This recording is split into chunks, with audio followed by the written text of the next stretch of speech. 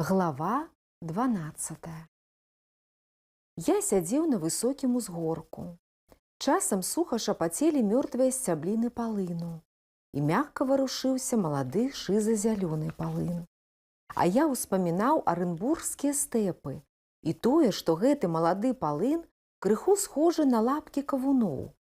Былі тут таксама ружова-бялёсыя кашэчыя лапкі, сінія зоркі цыкорыя. Была цішыня, прасякнутая пахам траў. Нешта непамысна мне было на душы. Ці, можа, гэта зараз мне так здаецца? Занадта спакойныя былі і неба, і плынь Дняпра, што ўвабрала ўвесь ягоны блакіт.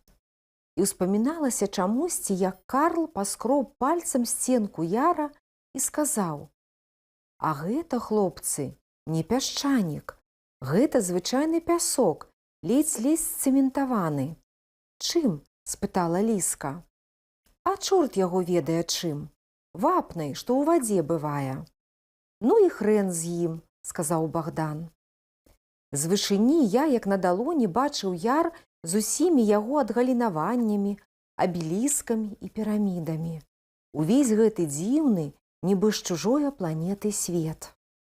Глядзеў, як рухаюцца, поўзаюць па дне маленькія фігуркі, капаюцца, часам нешта знаходзяць. Адзін раз ролік паказаў мне нейкую цёмную рысачку. Мабыць, яшчэ аднаго вінтара знайшлі. Было ціха, пахнулі травы. Ні на дарозе, ні на беразе нікога не было. Ніхто не збіраўся сачыць за намі. Мабыць, мы так прывучылі верхнядворскіх, што яны назаўсёды адмовіліся цягацца з намі. Бяжыць на вятры лаза, бягуць воды, шуляк кружляе ў сляпучай вышыні. Узняўся зарасцяў вялізны, сыты, вугольна-чорны крумкач. Воран помнив остряницу и хмеля над полтавским боев кружеляв. Горко пахне полын, и сами собою склеиваются повеки. Вось Богдан, трымаючыся за карані каштана, вылез і пабрыў на плата. Мабыць, у вяршыні яра нічога не знайшоў і цяпер выконваў другую частку загаду.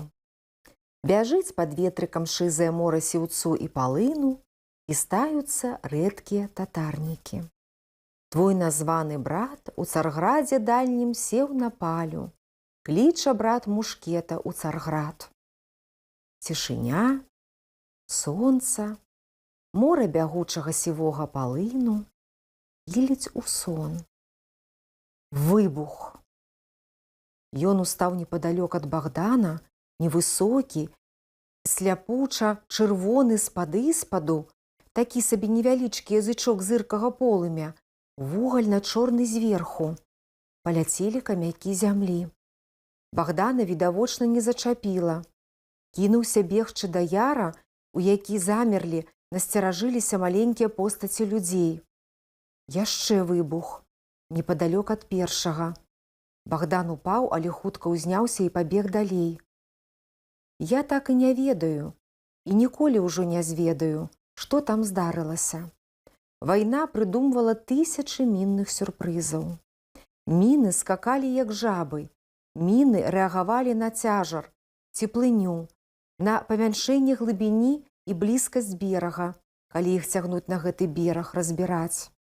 Міны былі з'яднаны ў сеть, і кожная чарговая выбухала праз хвіліну пасля выбуху папярэдняй у шахматным парадку.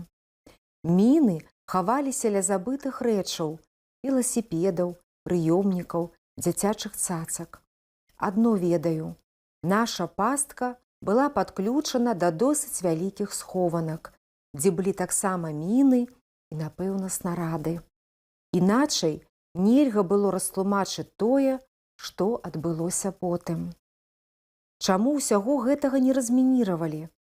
А чаму адразу не аднавілі руін? Такіх смертаносных месц тады было мільён. Я сам ведаў чалавека, які жыў у пакоі побач з велічэзнай, з добрага кабана бомбай. Тая прабіла перакрыцці і засела стабілізатарам у арматуры і чамусьці не выбухнула.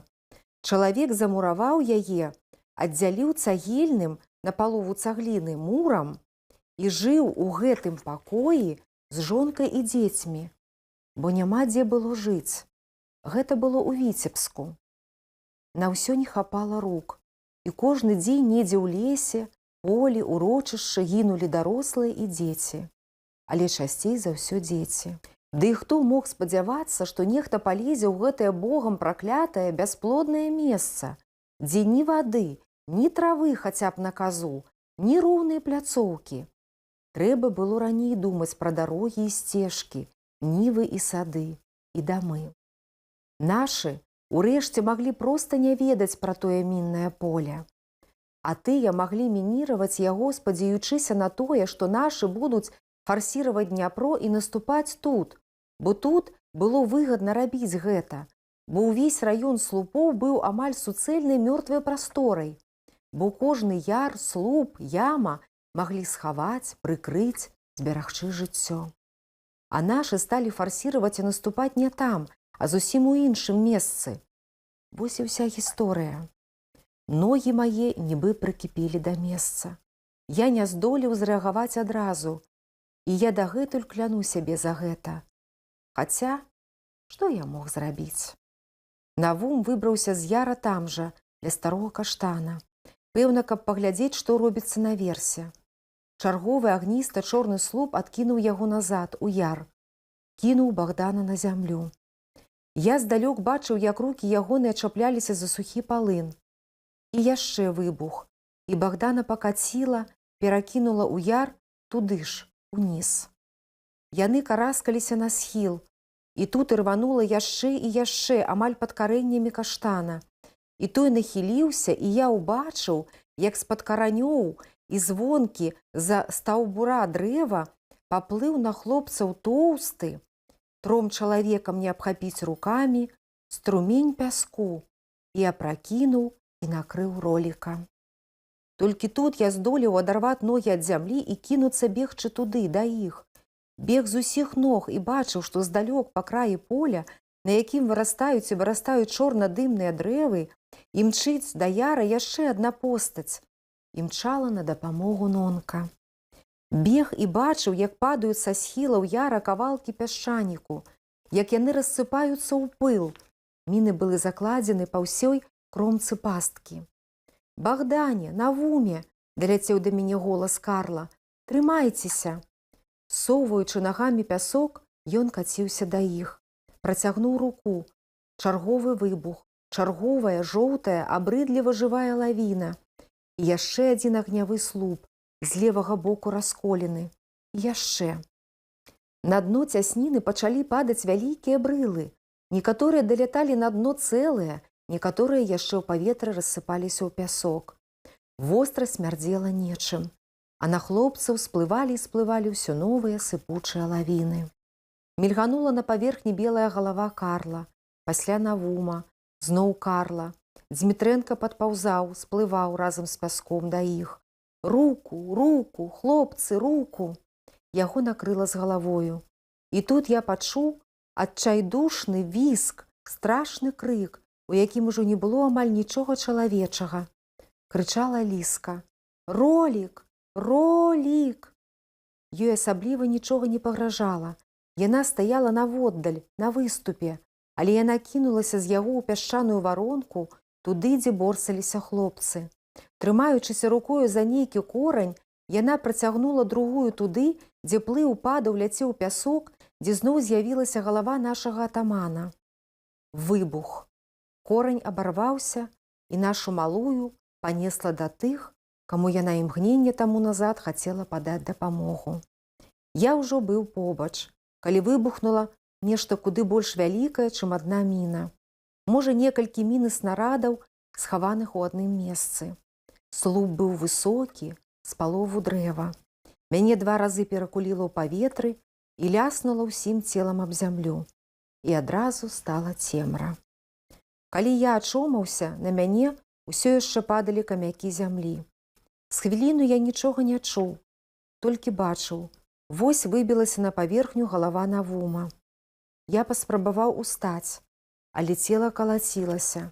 Ногі і рукі былі такія ватныя, што я не ўтрымаўся, упаў тварам, рассек шчаку каля рота аб востры камень. І зноў упаў, і зноў, пасля мяне знудзіла і стала лягчэй. Я ўсё ж устаў і, хістаючыся, пабег да пасткі. Навум трымаўся на паверхні, рабіў такія рухі, нібы плаваў, прасоўваўся паволі да ліскі. Галава і плечы, якой былі яшчэ над паверхняй пясчаных плыняў, што сыпаліся, круціліся, спляталіся, утваралі варонкі, як вадаварот. «Ліс! Лісхен!» Мара пяску ляснулася яму на галаву, і ён адказаў ці то кашлем, ці то рыданнем. «Аха!» Твар ягоны быў страшны, здатны на ўсё. Але тут галава дзяўчаці знікла пад чарговай лавінай. На хвіліну з'явілася адтуль тоненькая рука з блакітнымі, я з жахлівай яснасцю бачыў гэта, жылачкамі. «Ліс!» І тут якраз у гэты момант, нібы гэты крык нарадзіў яго, грымнуў на ўвесь свет самы страшны, самы магутны выбух з усіх, што былі. Метрах у 4 ад краю яра устаў да нябёс агністы знізу, вугальна-чорны з іскрамі зверху слуп. Узляцеў, ператварыўся ў вялізнае дрэва, з кроны якога ляцелі камякі, галіны, нейкае шмоцце. Мяне зноў гэхнула аб дол. Я паспеў толькі разявіць рот, каб канчаткова не аглухнуць. І тут я з жахам убачыў, як аддзялілася, адкалолася ад схілу на ўсю даўжыню яра, пачала павольна хіліцца, асядаць, а пасля няўхільна, нястрымна падаць у яр махіна ў 4 метры таўшчынёю. Гмах вышынёю з 5павярховы дом. «Хлопцы! Хлопцы!» Усё яшчэ ў выбухах пачвара асела, нарадзіўшы страшны, гарачы, смярдзючы подзьмух, ураганны, з пяском і камянямі парыў. Нехта поўз каля мяне да амаль засыпанага яра. Нонка. І я з апошняй сілы адштурхнуў яе, рыкнуў: «Бяжы, падарожнікаў, хутчэй!»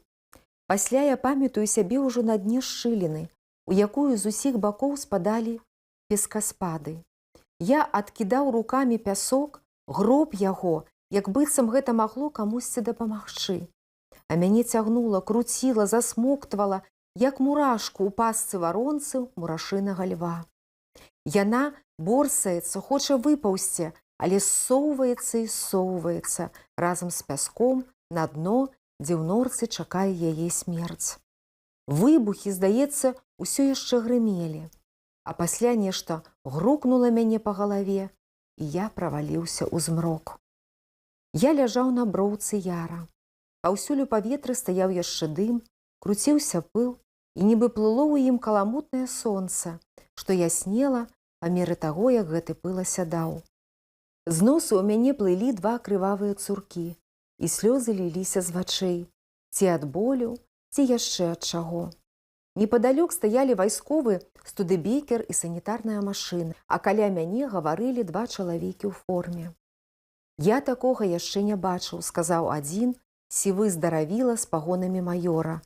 Сеть і некалькі такіх сабе невялічкіх складзікаў з мінамі ды снарадамі. Гэта значыць, лічылі, што сканцэнтруюцца тут нашы салдаты. І тады... Гэх! Мала чаго мы яшчэ не бачылі. Калі да шкуры даходзіць, то падлюха стакрот падлее. Якое няшчасце! Божа мой, якое няшчасце! Я паступова прыходзіў да свядомасці. Бачыў, як прыкацілі яшчэ 2 студыбекера, як ляскаюць унізе рыдлёўкі, як падбягаюць яшчэ і яшчэ людзі, як калоціцца ў руках 2 сапёраў Нонка. «Ролік! Ролік! Пусціце! Пусціце!» Мне было ўсё адно, каго яна там кліча. Няхай ніколі не паўтарыцца мінулы вечар. Няхай ніколі не будзе зорак і вершаў. Толькі б іх адкапалі. Толькі б іх. Толькі б іх. Праз гадзіну аднаго сапраўды адкапалі. Богдана. Праўдзівей тое, што калісь было Богданам. І ён ляжаў на плашпалацы, і на яго з кожным парывам дняпроўскага ветру ападалі жоўтыя, змаршчакаватыя лісты з выкарчаванага з коранем старога каштана. Пасля, калі кроў перастала ісці, а ногі ўжо не так дрыжалі, я спусціўся да сапёраў. Галава мая то ўспухала, то сціскалася да памераў макавага зерня. Але я капаў, капаў, капаў. Яшчэ праз паўгадзіны адкапалі яшчэ аднаго. Гэта быў Карл, скурчаны, нібы распляснуты. Тое, што было Карлам, сінявокім, бялявым, худым і доўгім хлопцам, які мог, я толькі цяпер зразумеў гэта, зрабіцца маім лепшым сябрам, калі б толькі я не быў такі дурны, калі б не жыў мінулым болем і былой нянавісцю. Мы капалі да вечара. Рабілася цёмна. Дагарала на захадзе шафранна-залатая стужка зары. Прарочыла ясны сонечны дзень, якога мае хлопцы ніколі ўжо не пабачаць. Машыны пад'ехалі на край цясніны і запалілі фары. У іхнім мёртвым святле па-ранейшаму завіхаліся на дне людзі з рыдлёўкамі. Нас з Нонкай адправілі дамоў. У кузаве студыбекера было цёмна. Нас калаціла. Адплывалі назад рэдкія агні ўскраін. Бязвольнае цела Нонкі хісталася ў маіх руках. Яна не плакала, нічога не казала. Яна, па-мойму, проста не жыла, як я. Глава 13. Заключная. Навума, Ліску і Раланда не знайшлі ні тады, ні ў наступныя дні. Магчыма, іх зацягнула ў адну з тых пячор, хто ведае, колькі іх там было. А праз 4 дні я ад'язджаў на Беларусь. Можаце мне паверыць, я нічога не ведаў, але не было і там дня, у які б я не думаў, што, магчыма, яны і зараз ляжаць там, трох, якіх магла звесці ў іхняй хлапечай непрыміручасці і любові толькі смерць. Я глядзеў праз акно вагона на перон, бачыў там цётку і побач з ёю маленькую, прыбітую горам і жыццём фігурку Нонкі. І слёзы нястрымна ліліся з маіх вачэй, і я не саромеўся іх. І тут над Кіевам грымнуў салют. Узялі нейкі горад. Праз слёзы бачыў я ракеты, дамы і руіны ва ўспышках разнакаляровага святла і цемры. Грымеў салют, а мне здавалася, што гэта грыміць, ракоча, жалобна стогне і рыдае ў іхні гонар увесь сусвет, па якім ім болей не хадзіць. Потым праз 3 гады зноўку быў Кіеў і Таполевая алея, дзе мы сустрэліся з Нонкай, і пачуццё маё, якое зноў ажыло. І ўсё ж потым, калі яна стала маёй жонкай, мы ўсё роўна інстынктыўна пазбягалі і пазбягаем вуліц горада у такую вось залатую восень. Пайсці, уцячы, з'ехаць кудысьці ў лес, туды, дзе жаўцеюць бярозы і ліпы, дзе чырванеюць асіны, дзе няма каштанаў, прыгожых, залацістых на блакітным, на сляпуча-блакітным каштанаў, дзе не падаюць іхнія лісты, жоўтыя, усе ў частых дробных зморшчынках, як ветравая рабізна на пяску. Пачынаюць аблятаць каштаны, залацісты дождж. І кожны раз у гэтыя дні я думаю, што вось такая сволач, як Гнат, ходзіць па зямлі і зараз. А мае хлопцы, мае сябры спяць у дняпроўскім пяску і ніколі ўжо не ўбачаць ні сонца, ні сіняй ракі, ні залатой лістоты каштанаў. Не будуць лаяцца, спяваць, ныраць з быкоў, смяяцца. Не будуць ваяваць з несправядлівасцю, якой на зямлі куды больш, чым мы думалі. А яны ж і загінулі толькі таму, што хай сабе па-дзіцячы збіраліся на вайну з ёю, каб яна хаця на хвіліну хутчэй знікла з зямлі. Што зробіш? Змагары за справядлівасць часта гінуць. І вось яны ляжаць недзе там, за краем чорнай вясёлкі, як кажуць нашы казкі. Пры жыцці лёс не даў ім прывязанасці тых, каго яны хацелі. Але цяпер яны разам. Цяпер яны ляжаць разам, звязаныя самай моцнай повяззю, якая ёсць на зямлі. Я не так бы пакутаваў, каб не былі яны такімі чыстымі, такімі вернымі сябрамі, такімі надзвычайнымі і добрымі, такімі выдатнымі хлопцамі. Пачынаюць аблятаць каштаны. І ў гэты журботны час наша апаленая, спаленая, наша забітая вайной, наша знявечанае юнацтва заўсёды успамінаецца мне. Вось такая аповесць Уладзіміра Караткевіча «Лісце каштанаў». Да пабачэння, сябры, да сустрэчы.